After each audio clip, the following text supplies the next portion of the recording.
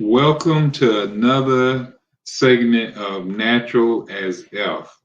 We want to thank everyone who has been following us thus far, learning the ways of natural hygiene, pristine, unadulterated concept, modality towards health that doesn't involve medicines, herbs, supplements, or treatments.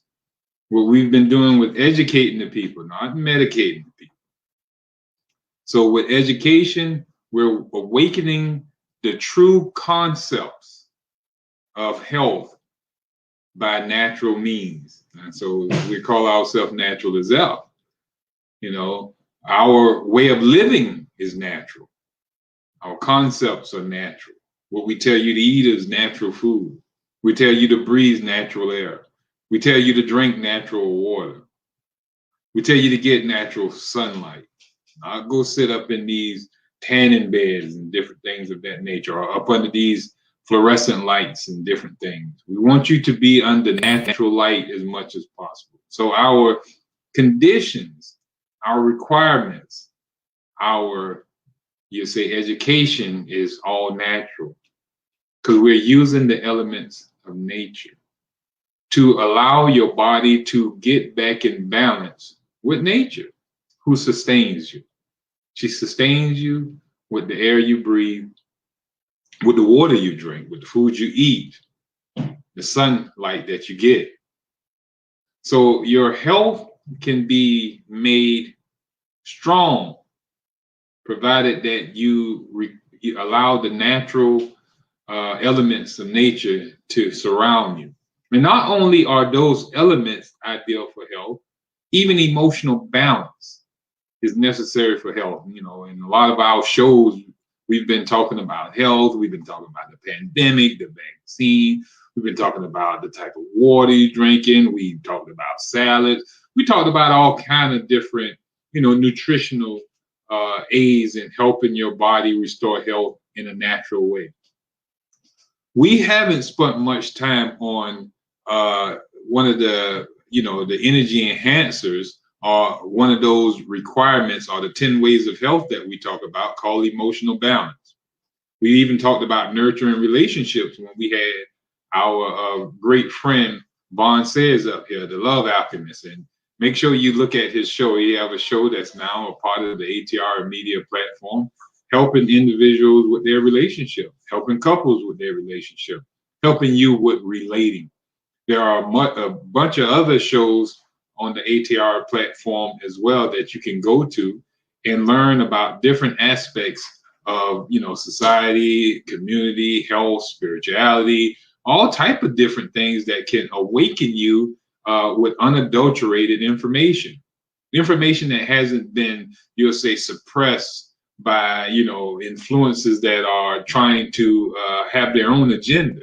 We're just giving out the bare, information, unadulterated, hasn't been, tampered with, hasn't, no one had us where we had to, edit our information or anything like that. We're bringing it to you as it's given, as it's relayed to us, bare essentials for whatever we're bringing forth to you. So go to ATR Media and follow, hit like, hit share, contribute. They have going across the screen right now a way that you can actually help with making sure that this unadulterated information stay on your platform. It's not like how Comcast, you pay your Comcast bill, or you pay your AT&T dish bill, or Direct TV, or however it is, and they make sure they keep bringing you information. This is a platform that's bringing you unadulterated information, not something to manipulate you by using propaganda and marketing strategies to get you to move and act and behave in the way that we wish to have you behave. We're bringing you information that you will, or suggestion that can have you use your own free will. But we're bringing you truth. And when that truth sink into your body, then you can, from your own free will, move and create this health or this other, type of movement in your life, or evolution, and higher state of awareness, that you can enjoy this life, and not only enjoy it for yourself, but create a better place for all mankind. See, we're not doing this for our own health, even though we are, me, I'm going to eat for my own health, and I'm going to drink for my own health. But to put this information out to other people, I'm not doing it for my health, I'm doing it for your health. They're allowing me to do this platform so it can help not only me, I can spread it out to many people and show them that the body is self-healing. This is our main thing since we started this show, Natural is Health, that the body is self-healing. It has the ability to heal itself because that's how it was designed. That's the first law of the body, of the cell, is that the cell is self-preserving. It will go on protecting itself. Self-preserving, meaning that it's going to self-heal, it's going to self-defend, it's going to self-construct, it's going to self-maintain, it's going to do everything on itself. This is how the body was designed: immaculate, perfect. All right. So this is in everybody. It's not just my cell. Your cell is the same way. But there are conditions that we must undergo to maintain that. And we've talked about a lot of those conditions, but today our topic is going to be on emotional balance. How our emotions can affect us and cause us to disease, or how emotional situations connect to our diseases. We suffer certain diseases because of certain emotional states that we are in. If we can control, first we got to identify. A lot of us don't even understand that our thoughts and feelings create physical symptoms in our body. Now we can see it if we start talking about it, but see, that comes with awareness. A lot of us don't realize that we have to become aware of something. Now, how can we become aware? Well, there got to be somebody that come and make us aware. That individual got to be a person who know what awareness is in that manner. So here it is. I come teaching you how to become aware of the emotions in your life that is connected to your disease. Now, let's get into it a little bit. Let's look at emotions that are killers. We got these killing emotions. There are some emotions that actually kill you. And I'm just saying it straight out. It kills you. It might not kill you outright, but there are some ones that can actually kill you outright. Scared to death. You done heard that phrase before. You're so fearful that you see people who are so, in fear and worry so much that their hair start turning gray. They appear old and run down. Their body eat away of itself. So there are situations where your emotions can kill you rapidly. Then there's some that will eat at you, and cause you to have these symptoms of dis-ease, these symptoms of discomfort. If you discomfort, that means you're not in comfort. If you're at a dis-ease, that means you're not at ease. This is mal. I'm not comfortable. I'm not at ease. So I'm suffering. All right. So our emotions play a big role in creating this. Now we're going to talk about this in two different aspects. We're going to look at it on a physical plane, and we're going to look at this on a spiritual plane. Some of our emotions are, because of our conscious state. And some of these emotions, we're going to show how it go from the conscious and our thoughts and different things and seep into our body, and then start creating different actions and things to go on in our body that starts breaking down organs and start breaking down tissues. We're going to show the connection there. So we're going to show the emotion and how they connect to our disease. Now, let's look at this guy named Dr. Seeley. Dr. Seeley was he was one of the authorities on stress. Dr. Seeley, Hans Seeley, Hansselye.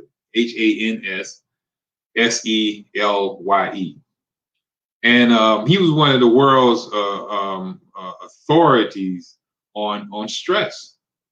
And he talked about two different types of stress, bad stress, and then there's eustress. All right. So he said that stress itself triggers the hypothalamus to transmit and release adrenaline. All right. Now, this adrenaline is a release to help in what we all know as the fight or flight response. So anytime we are under stress from anything, it creates a release of this adrenaline. And this adrenaline is to help stimulate the body. Now, it's really toxic. It's so toxic that it causes us to, everything in our body to be highly on charge. Now, what is the fight or flight response? The fight or flight response is if you are under stress. Let's say, for example, a bully come behind you. A man come behind you with a knife, ready to cause you harm. Now, your body, you're going to be scared, right? That's going to release adrenaline in your body to either fight this dude off or to run from him.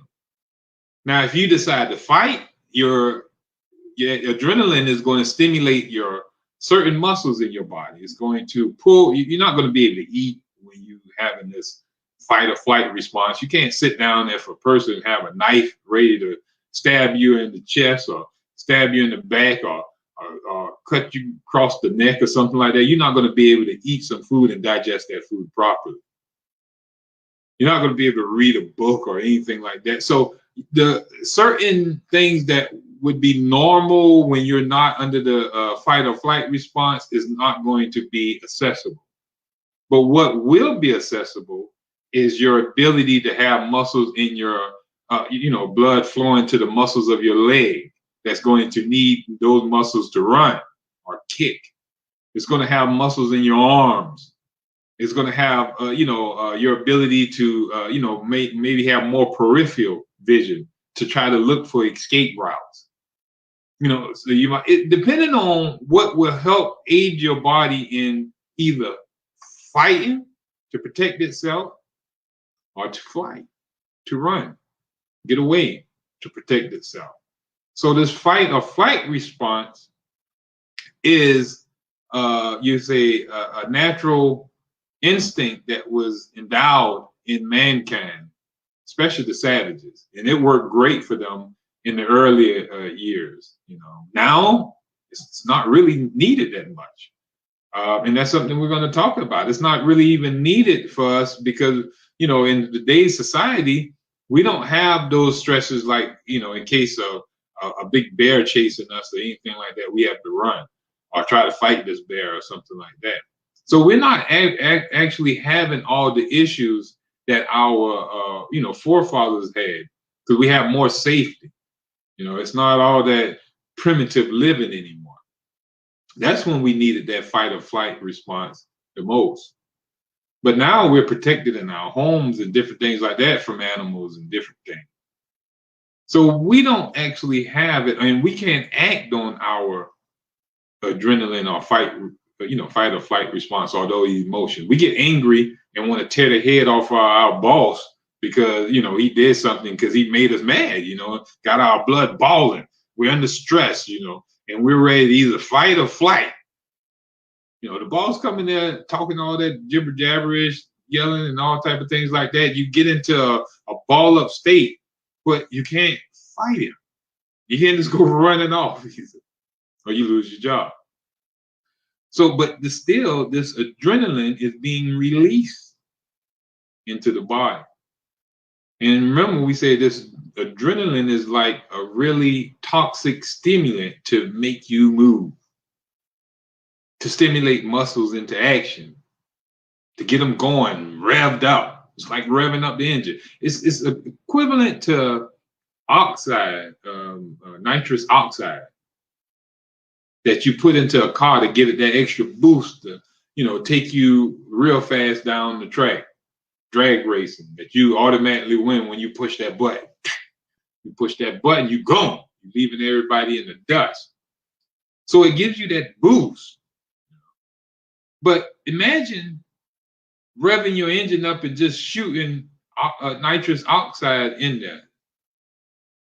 You just keep flooding the engine with nitrous oxide. But you're not going anywhere. You just spraying it in your engine. You tear that engine up. And that's exactly what we're doing with our bodies when we're just sitting there, just throwing all this stimulation into our body from constantly being stressed. And we get this stress from so many different places.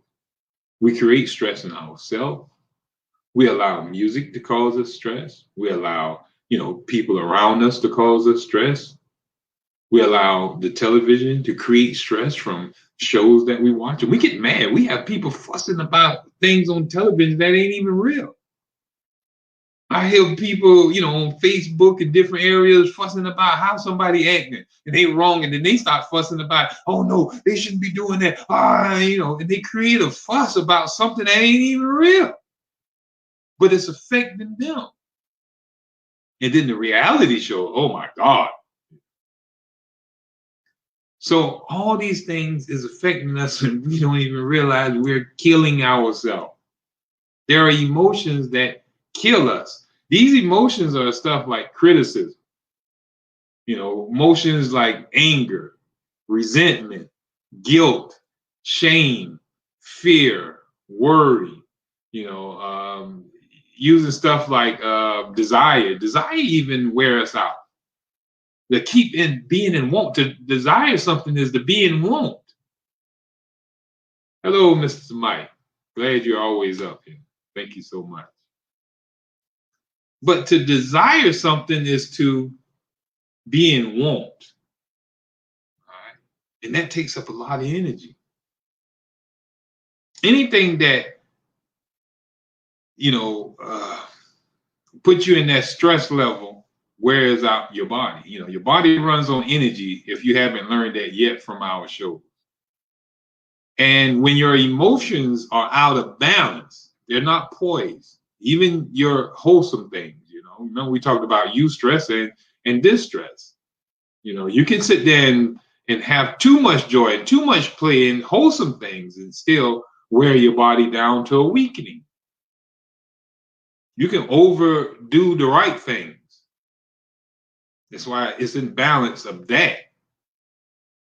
But staying away from all negative things. You don't want to balance yourself in negativity. I do some negative stuff today and do some positive stuff tomorrow. No, stay away from negative all the time. And balance yourself in the positive thing. Don't go out there and work all. It's good to work, but don't work yourself to death. It's good to exercise, but don't exercise yourself to death. It's good to have, sexual relations, but don't overindulge in it.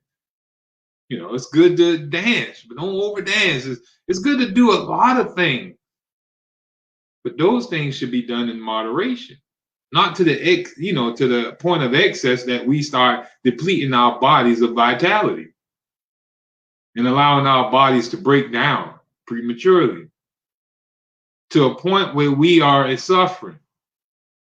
Our organs don't have enough ability. And if you remember, a lot of people are eating when they're under distress. Like I said, if a bear chasing you or if a guy got a knife to your throat, you're not going to be able to eat. Your stomach's going to be in knots. You're not going to have any power. So, but a lot of us, we're eating under stress. We're eating worrying. We're in fear. We're angry at one another. We're living in jealousy. We're living in apathy. We're living in shame. We're living out of guilt. All these emotions are, going on in our body, in our minds, in our spirits, in our souls, and they're manifesting in our flesh. So here it is. We see that when we can't eat. You can't eat. Look at animals. A snake. A snake won't. If it's eating, if it has just ate a big rat, and it has to run and dip or try to fight, it's going to throw up what it has eaten because it can't digest food and run. It can't digest food and fight. But we sit over a meal fussing and cussing and yelling and fighting. While we're, just dumping foods in our body. We're harboring hate in our heart. That's rotting in our bone, causing our blood to boil. These things we have to become aware of. Let's look at some of the things that actually I wrote down some things that affect parts of our body when we go into this fight or flight response. All right. So anytime we have a stress come on us and we are releasing this adrenaline, certain areas in our body have to function more and some have to function less. Now, our glandular system that deals with the hypothalamus, pituitary gland, and our sweat glands, and our digestive glands, our pancreas, our liver, and adrenal glands. That's a part of the glandular system. So our hypothalamus releases fearful neurotransmitters. It releases fear into our body, which releases or causes adrenaline to be activated. Our sweat tend to increase because we're hot. Our muscles are warmed up, ready to fight. So we got to keep it like cool too, though. So we have to, keep the body kind of cool because we're hot, ready to fight or, flight, run, dip. Our digestive system, it decrease or halt digestion. Digestion becomes a halt. You ever seen people where they get so upset that they start throwing up? You look at the little kids, they sit there and eat, and then they get so upset, the babies even, after they drunk, and if they cry too long, they tend to throw up their food. Because that food is either going to rot inside of us. We have to get rid of it. But most of us ain't throwing up no more. We just letting the food just sit inside of us and rot, and we steady putting food on top of it. The pancreas decreases secretion of insulin. Now, insulin is needed to take sugar into our cells for energy. So if we're eating food when we're under stress, and we're building up all this sugar in our body, but there's no insulin to take it into the cell because the pancreas is not creating enough insulin, then the sugar is going to remain in our blood for a long period of time. And if we keep eating and staying under this prolonged stress, because we don't be under stress for just an hour. If a bear chases us for a minute, we only under stress as long as the bear chases us. But some of us hold hate and jealousy and anger at other people for long periods of time. You have people do this for years, for decades. Sometimes their whole lifetime. They're in a distressful situation.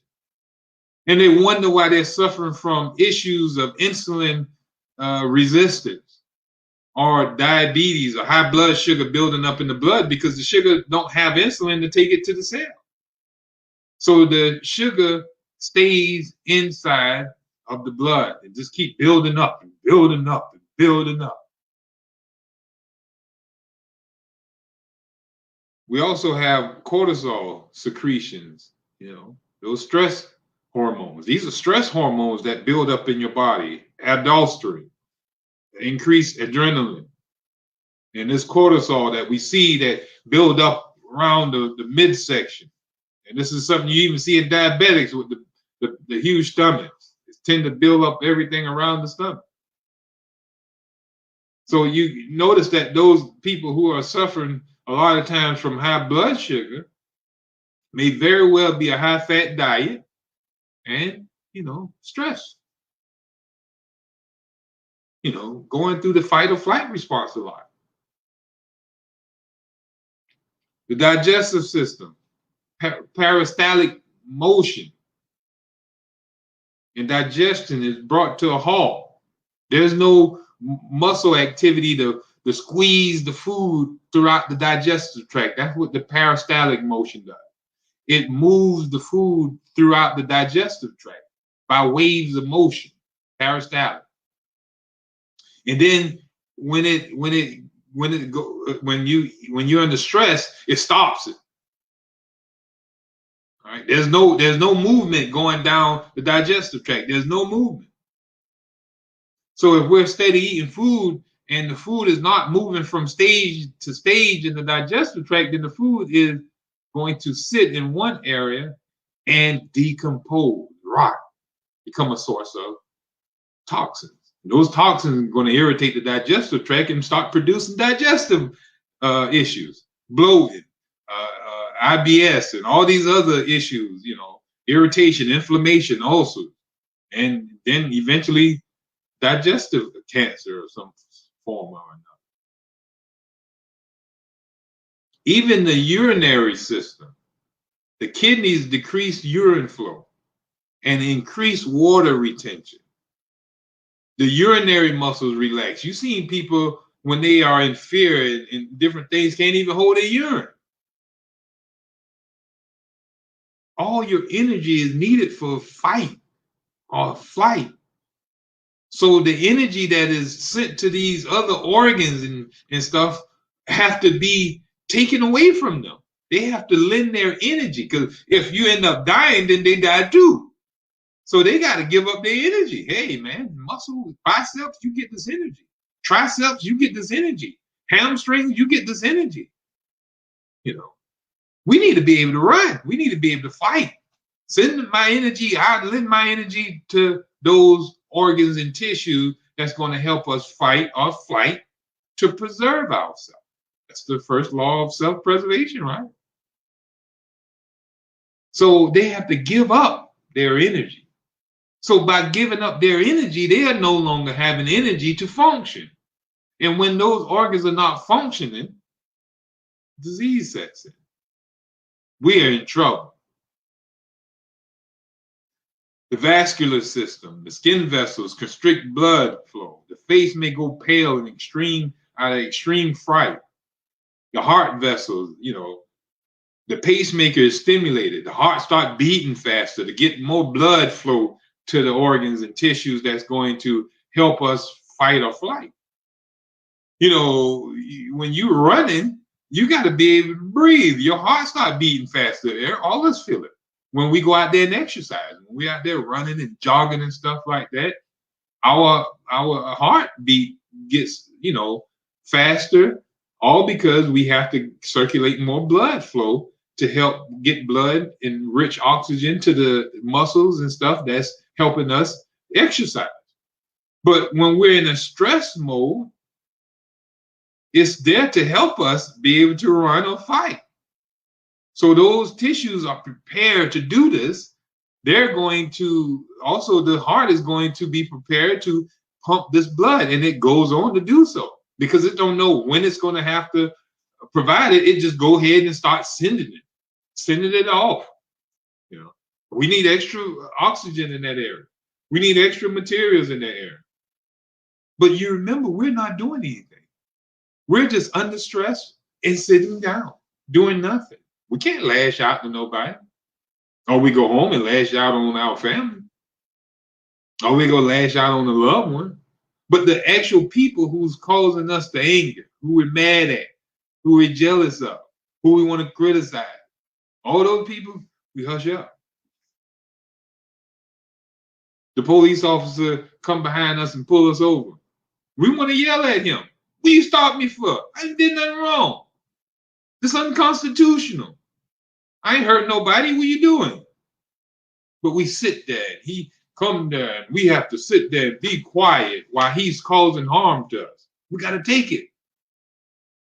It creates. We're scared.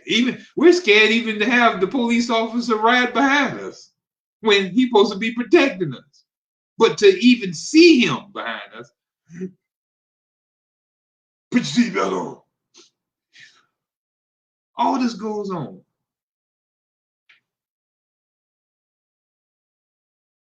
Now, the respiratory system,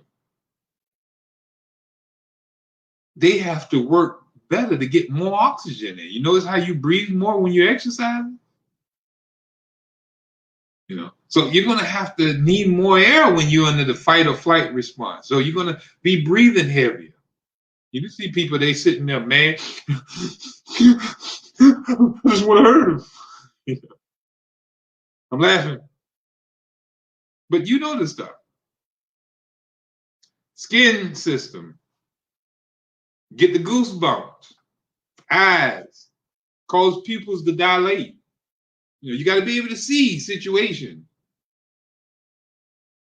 Brain, all your activities, your mental activities increase. Your pleasure and awareness, a rush, a euphoric high is stimulated in the brain when you have these fearful neurotransmitters released in your body. So, and painkillers, pleasure-inducing endorphins, and all these different hormones are released where you don't even feel nothing. Even when you're in pain, you might not even be able to move your leg under normal conditions. But when you're in a fight or flight response, you might jump out of your wheelchair. You might let that cane drop down and be able to run and move because your body has released these natural painkillers and endorphins that allow you to get away and preserve yourself. Now, when you get back and get normal, you're going to start feeling, oh God, you'll be back feeling it. But you're not going to feel it at that time. Now, y'all know I'm talking the truth. The immune system. It increases efficiency to ready for trauma. So it increases its efficiency. It heightens up. It start making more. You'll say white blood cells. It increases its leukocytes, its phagocytes, all the different components of the immune system. Is activated and on standby. Even if it's not even used, but it's creating an immuno response and you're not doing anything. You're just sitting there huffing and puffing, worrying, stressing, angering, jealousy about somebody. And all that is just tearing at your body, your flesh. All right. Now, that is the natural side of that creation. That's what those thoughts are producing. Our feelings are producing. Now, this is where this anger situation is creating in us. But if we realize it, and there's some other stuff that I want to share with you that I jot down and made notes for this show to show you how we get to this fight or flight response, because the fight or flight response is not activated in everybody, even if it's the same situation. It can be the same situation, but everybody is not going to act the same from that one situation. So one person might have a divorce and boo-hoo cry. Feel like they're never going to be with anybody else in their mind, thinking that they're, terrible in some type of manner. Whereas in another person, it's freedom. They might throw a party. One person in bed can't get out of bed for years, suffering. Whereas another person, partying hardy, glad that they're out of this situation. It's how they react to it. Now, the way you react is what we need to talk about. That's what's creating the physical symptom. Everything, you don't have to respond to anything. The thing that happened cannot create your thoughts or feelings or the physical symptom in your body unless you give meaning to them.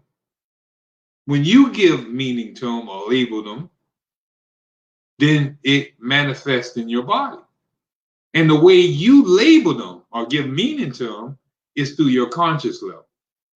Whatever level or state of consciousness you are on, you're going to interpret the situation. Whatever happened, you're going to interpret that whatever happened according to your conscious level. So when we are in a low state of consciousness, then we're going to operate from a low self, an ego self, and those low selves are the killing emotion. You're going to find yourself in destructive states of awareness when you're operating from your lower self. The lower self is where you find shame at, where you find guilt at, where you find apathy at, where you find anger, fear, worry, where you find desire at. Those where you find your lower self from. Your higher self is, you'll say, a part of a courage, when you start taking courage back for your life, when you start accepting, when you're in acceptance, when you're in willingness, and when you're neutrality, when you're dealing with love, unconditional, when you're dealing with bliss and peace, when you're at your enlightenment, when you're at your God self, when you're at your high self, where you see the world as God see the world, and you're aligned with God's view and not your own selfish or egotistic view or a view that mankind has thrown on you, telling you you are the sinner, you the broken down piece of trash, and you don't supposed to amount to anything, or what other people have told you about yourself. That we're supposed to be angry at one another. You're better than another person, and different things of that nature. So when we get out of our egotistic and our man-made view of life, or the lower states of evolution, and evolve to our higher self, then we become free from sicknesses. We get free from pain. You know, we free ourselves from the turmoils of this material body, because our state of consciousness won't allow us to allow those situations to produce a manner to destroy our body. Now let's look at shame. Like I said, I wrote some stuff down where I could share it with you. I hope that it's going to enlighten you to a state where you can actually see yourself in one of these states. And this is shame. You know, shame is the level, it's the lowest level of consciousness. It's pretty much compared to death, in other words, which may be chosen over shame. You know, some people would rather die than live in shame. Some people consciously commit suicide. But in a failure to take steps to prolong life. Now, this is where you see accidents are common. People are losing face, in other words, becoming discredited or feeling like a non-person. In shame, we hang our heads down and slink away, wishing we were invisible, that we never was around him. Now, early life experiences lead to shame, such as sexual abuse. They warp the personality, and that can happen for a lifetime unless, you know, those issues are resolved with some type of therapy or something. You know, shame can also create like a neurosis. It's like it just rots your body. It's like have your body eat at itself. It start breaking itself down. Now, you got people who, you know, will tend to be like brutal when they're living in shame. Like you see children who are shamed, they tend to be brutal to animals and stuff like that. You know, killing and destroying animals and stuff. They're living in shame. Now, shame results in a vulnerability to other negative emotions. You know, you can be more vulnerable to other emotions when you're living in shame. You don't mind producing false pride. That's another one that we miss as well. That's a really low, you'll say, emotion to have as well, even though pride is better than shame, but it's still a low emotion. All right. And that's what we're seeing a lot going on now in this world. We've slipped out of courage and slipped back down into desire and pride. We desire change, and we taking pride only in organizations and groups and stuff. We don't look at the pride of the whole of mankind. If we get to that, now that's unconditional. That's neutrality. That's acceptance. That's willingness. We hop up out of this self pride or organizational pride to create an organizational pride. Then we're creating division amongst each other. And that meaning that my way is better than your way. My life is better than your ways. And that's not accepting everybody's choice, their own free will. It's not willingness. It's not neutrality. You know? So that's operating from a lower self. But when we look at guilt being used in our society to manipulate and punish, you know, a lot of us, we manifest itself in a variety of expressions, such as remorse, self-recrimination, you'll say victimhood. We use guilt to, if it's not only self-guilt, we're given guilt by religions. We're given guilt by, you know, the radio, by the television, you know.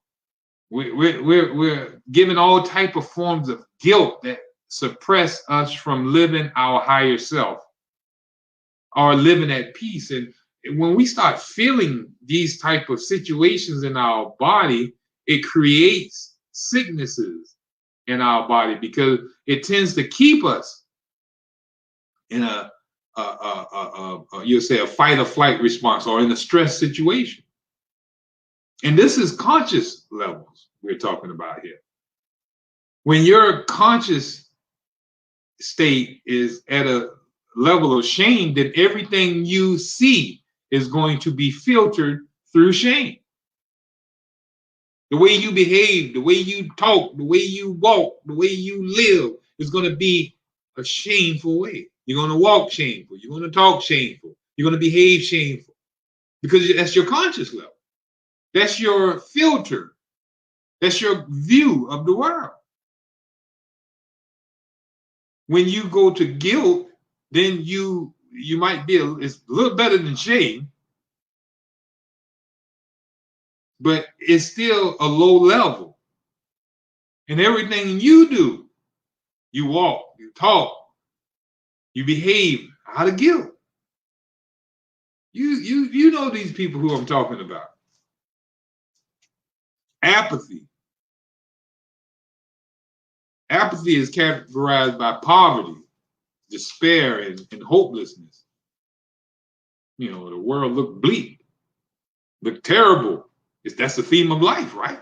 When you're at an apathetic state of mind. It's like a victim, needy in every way. It lacked not only resources, but the energy to see if any is available. This is apathy. They're derelicts, homeless. We look at them as being as that.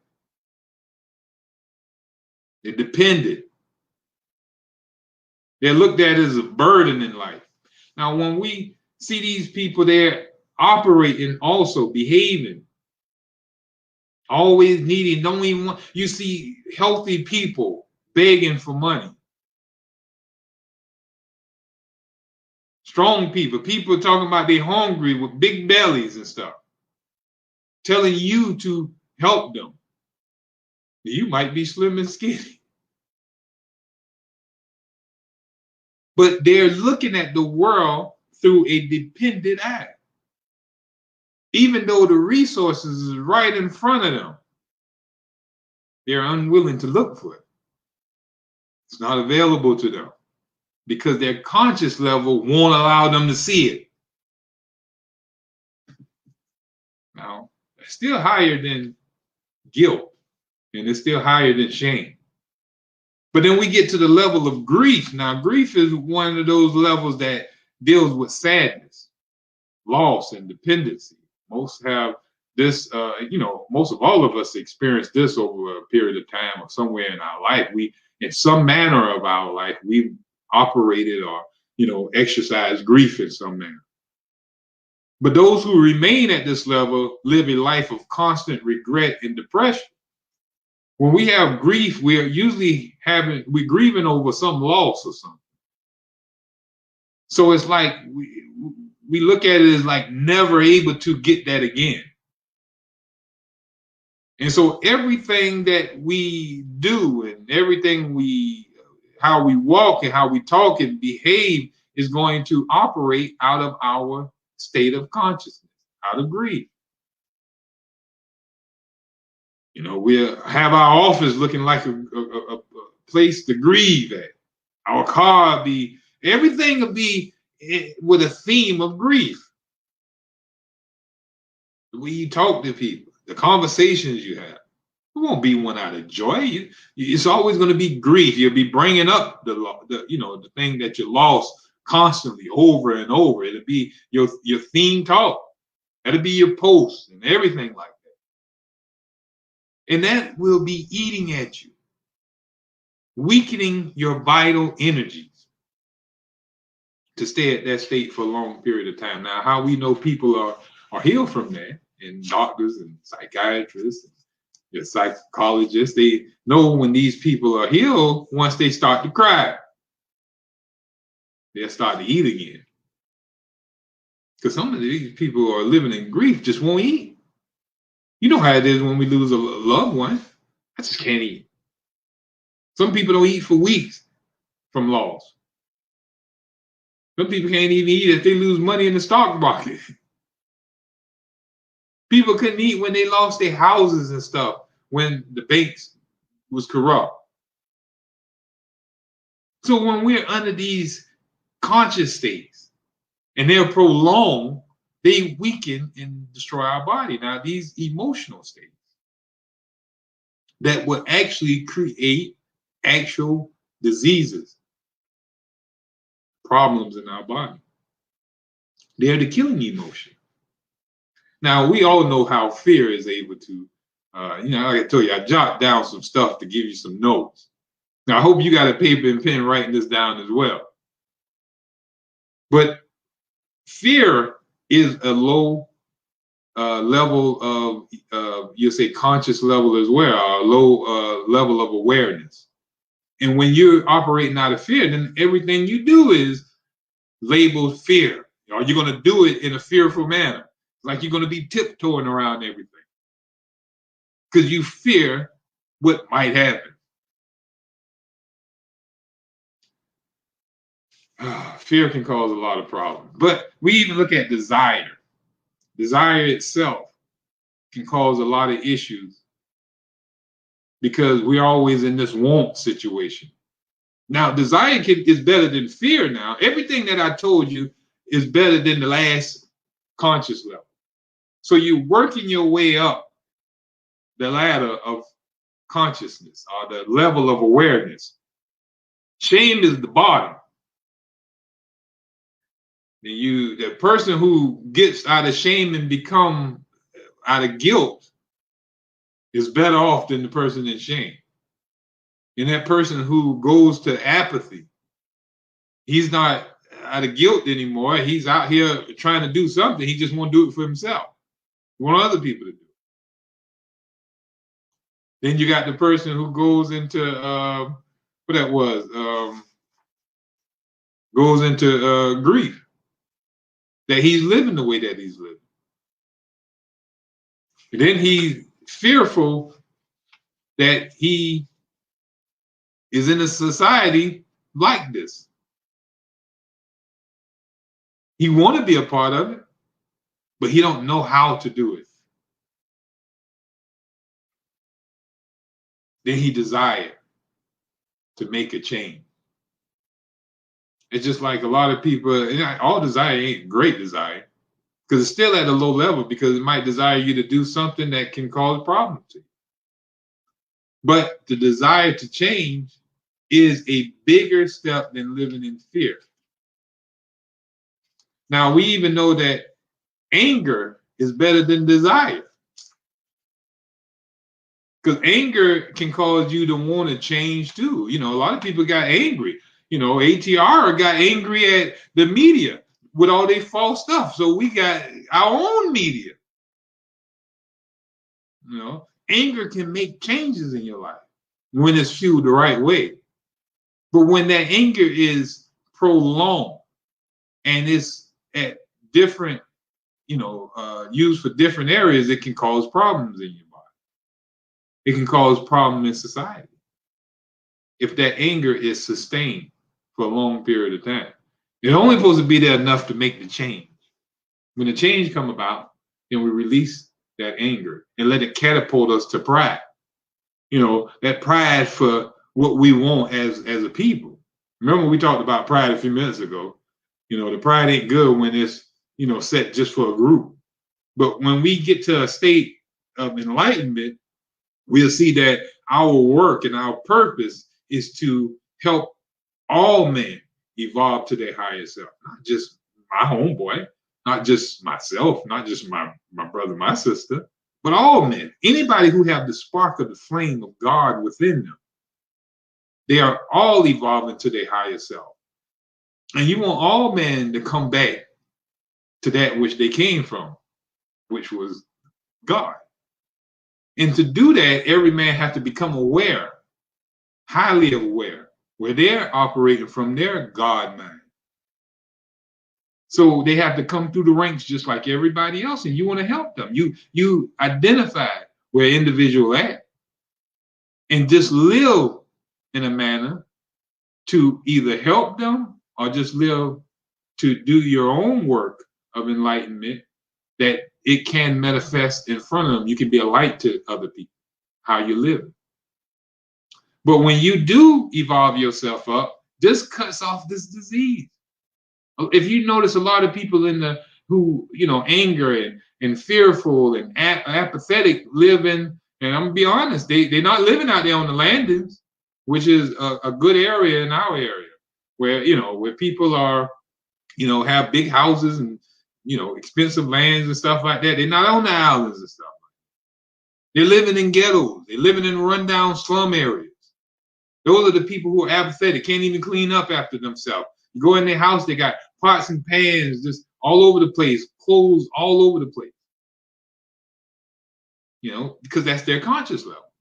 And when we realize that, we won't judge them. We'll understand it. And we'll do what we can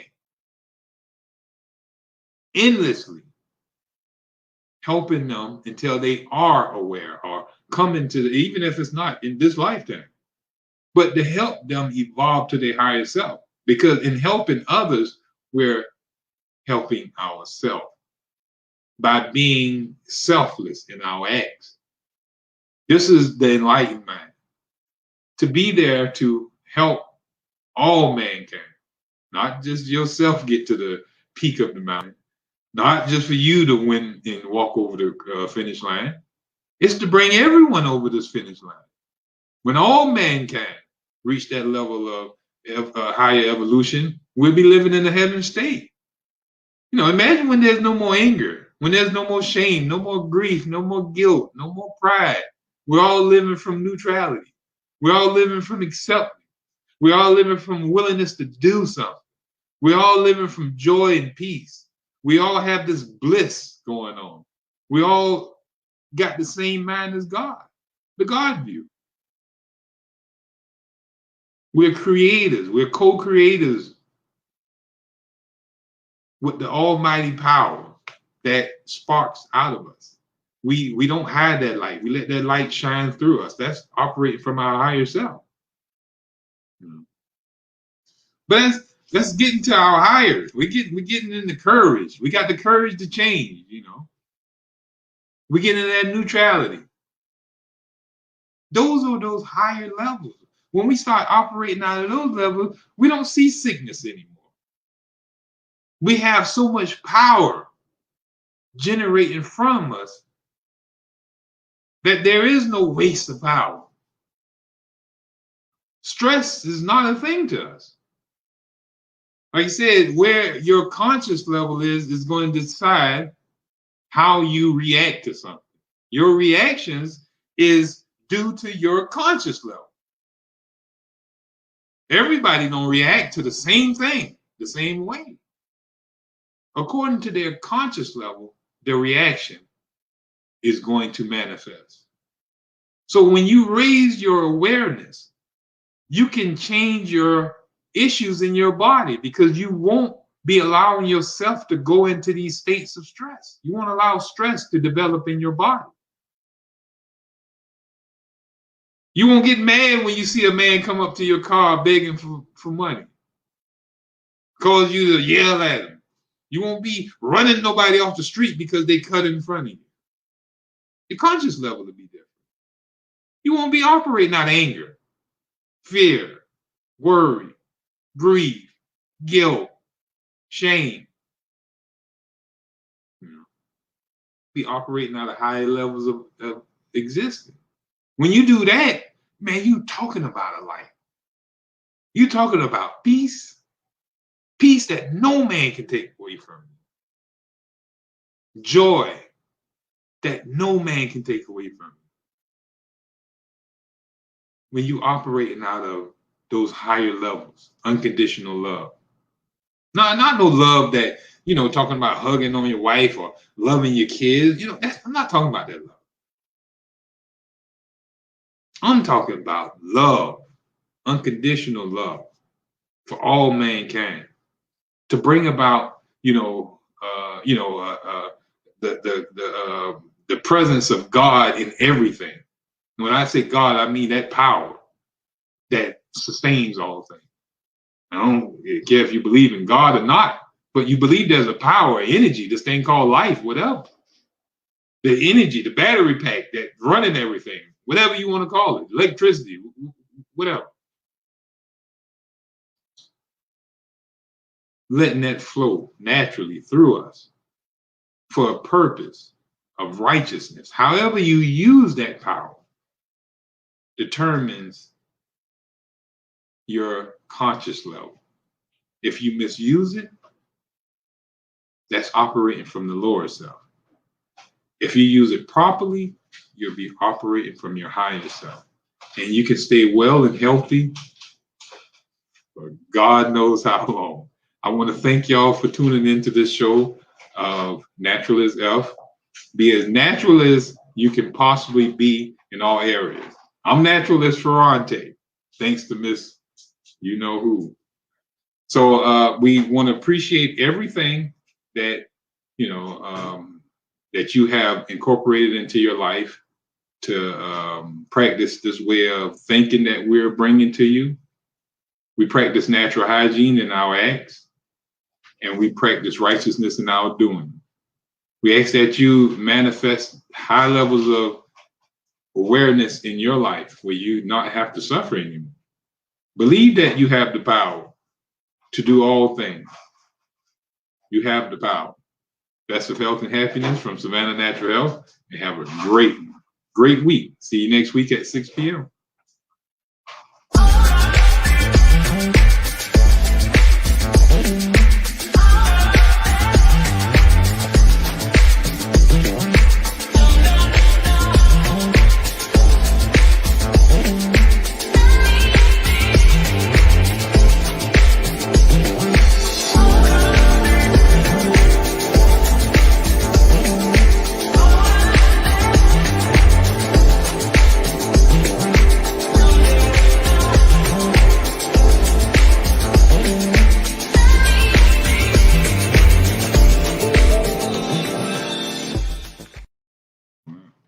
This one for the first time. Anyways.